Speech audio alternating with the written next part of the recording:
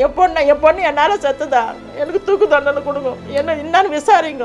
என் பொண்ணுக்கு நான் அடிக்கணும்ப்பா, என் பொண்ணு நல்லவப்பா. செத்த பிறகு இதை மாதிரி சொன்னால் எப்படி?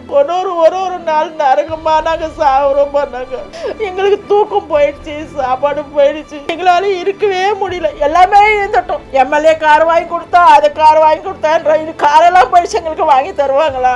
என்னோட சர்வீஸில் ஒரு 500 போஸ்ட்மார்ட்டம் பார்த்துருக்கேன். இது மர்டர் கேஸா இல்லை இயற்கையான வழக்கா சொல்லிட்டு நாங்கள் அது பார்ப்போம். இந்த மண்டையை பிரிக்கும் போதே பார்த்து சொல்லிடுவாங்க, இது காயில் அடிச்சிருக்காங்களா, ஒரு சுத்தியில் அடிச்சிருக்காங்களா, இல்லை கட்டையில் அடிச்சிருக்காங்களா அப்படின்னு எங்களுக்கு தெரியும். அதேமாதிரி சதையில் இந்த கடிச்சதெல்லாம் பல்லு கடிச்சுதா இல்லை சாதாரணமாக அது கீழே வந்ததா எல்லாமே தெரியும். பட் போஸ்ட்மார்ட்டத்தில் சரியான டாக்டர் அது இல்லாதனால எல்லா இதையும் பண்ணியிருக்காங்க. சுத்தமாக ஒன்றும் இல்லை, இது மூச்சு திணறல் தான் அப்படி சொல்லிட்டு. கேரளாவில் ரப்பர் தோட்டத்தில் வேலை இருக்குதுன்னு புரோக்கர் எடுத்து சொன்னேன். இங்கே நான் வச்சுதான் சட்டம், புரியுதா?